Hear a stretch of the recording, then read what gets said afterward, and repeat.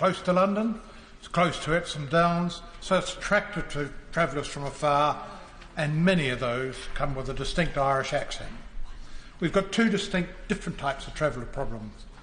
First one is those who suddenly appear, squat on a site, and secondly, those who squat on a site that they say they own or have access to, and then proceed to openly defy planning regulations.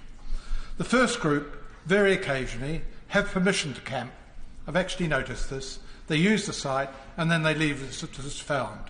That's rare. Normally, it's quite different. And this was exemplified by an incident at the end of March.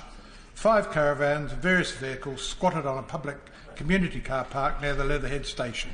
The council moved fast, or rather as fast as possible. After a few days, they served a Section 77 notice for the caravans to move. Predictably, this was ignored. A couple of days later, the police arrived in force and moved them on, and the council then did the clean-up. A waste of time, money, and a blockage of a loss of space on a busy commuter car park. Last traveller season, Surrey had hundreds of these incidents, and Mole Valley had more than their share. Surrey County Council and the population accept the need for traveller sites, but not without limit. Currently, the Surrey districts are working together to provide 1 or 2 transit sites, which will help the police and councils to justify their action. Elmbridge Council, a Surrey council, has tried something revolutionary.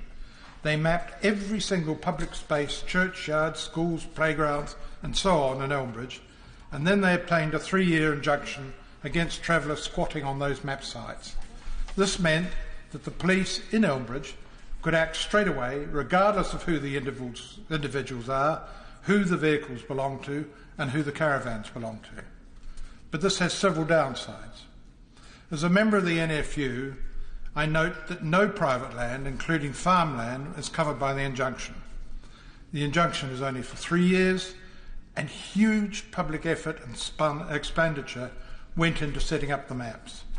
What it does, however, provide is an indication that if such land squatting was criminalised nationally, as I believe applies in Ireland, direct action by the police can take place, whoever owns the land, but obviously at the owner of the land's request. Now, the second area, as I just touched on, is traveller abuse relating to abuse of the planning law. Mole Valley District Council and Mole Valley constituency is smothered with building restrictions, sites of special scientific interest, areas of outstanding natural beauty, and greenbelt, etc., etc. This includes Goulford wards next door. Any constituent from the settled community that builds without permission, particularly on land applied by these restrictions, can expect to be required to remove the development. Some of the travel community do not believe that these laws apply to them or choose to ignore them. I wish to focus on the way in which a very few of these travellers manipulate the system in a way that wouldn't be entertained by settled residents or by planning authorities. In saying that, I emphasise there are a number of successful and popular sites in the constituency that are gypsy sites, traveller sites, where there are no difficulties and no arguments and where the community is integrated. First of all, touch on 2 very long-standing examples. One is in Guildford, a site on a little narrow private lane off the 246. It's a busy lane, it's a busy road, the 246, but the lane is tiny, narrow, with few properties, and development is severely limited as it's a natural area of natural beauty, it's got ancient forests, it's greenbelt, etc.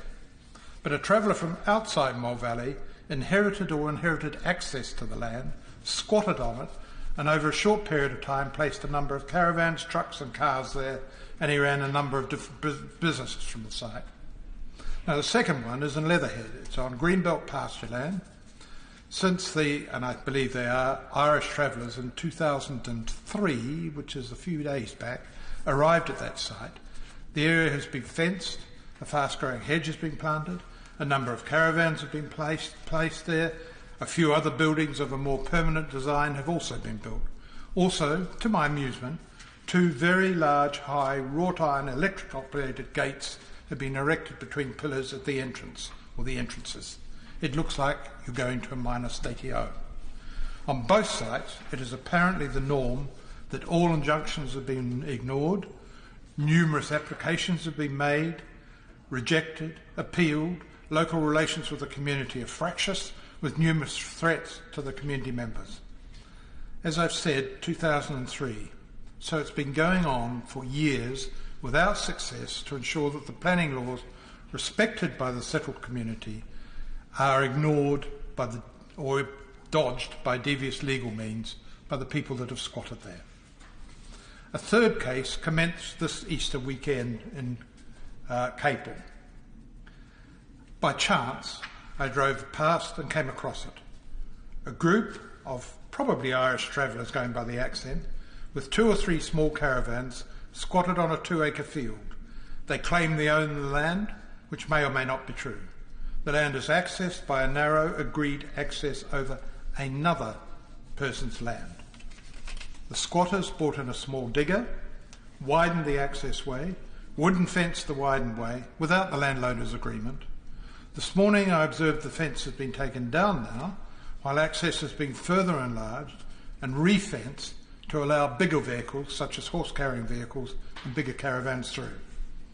The standing passage right-of-way for the field that these individuals are on specifically bans caravans. The individuals then brought in a large number of lorry loads of hardcore.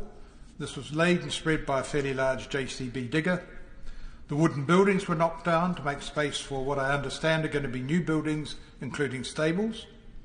A local neighbour who I was talking to was threatened by the individuals over the water supply, and this, I understand, has been accessed probably without the water company agreement. Moreover, other neighbours have been threatened and told not to interfere or suffer fierce retaliation. The local council is seeking legal advice pending approaching the courts. The travellers have put in the usual foot in the door planning application for caravan stables for a horse business. This probably means that the council can't act on any injunction until the application is heard, presumably reviewed, refused, then appealed, and it will probably be followed by a further sequence of applications, appeals, and in about 20 years' time, these people will have continued to breed there, raise their horses, increase the whole site, or at least the vehicles on this site, with numerous caravans and more businesses. The behaviour is along the lines of what I've seen of the mafia in Sicily. Why would these people act in this way, one might ask? And the answer, of course, is because they can, and nobody, including the courts and the police or the local authorities, seem capable of stopping them. The Minister and his department have been running a review for months, now running into years. It's time for a speedy and a very tough response.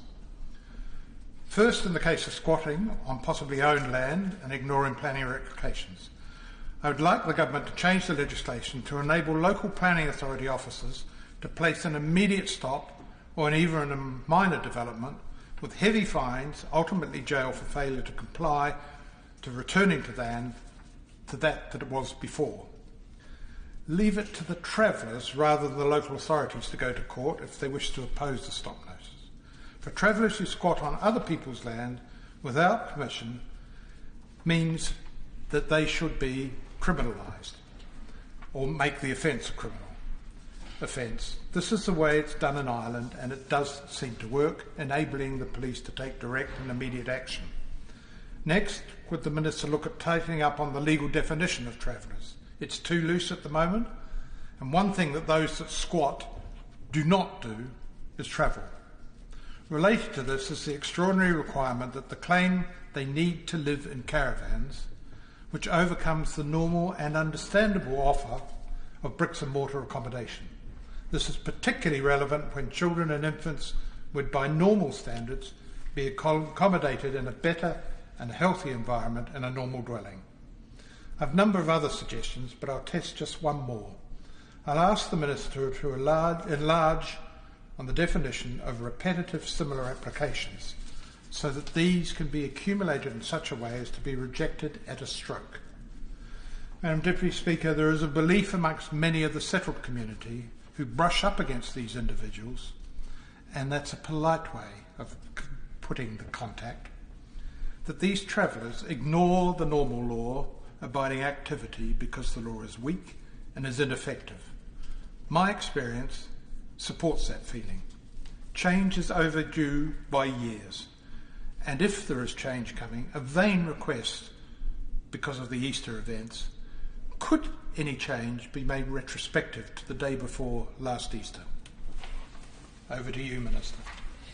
Minister Rishi Sunak. Thank you, Madam Deputy Speaker. Could I start by congratulating my honourable friend for securing this important debate? And reading through the materials in order to prepare for this evening, I could see very clearly my honourable friend's long-standing commitment to standing up for his constituents on, as he described it, this vexing issue. And it was also clear that he has consistently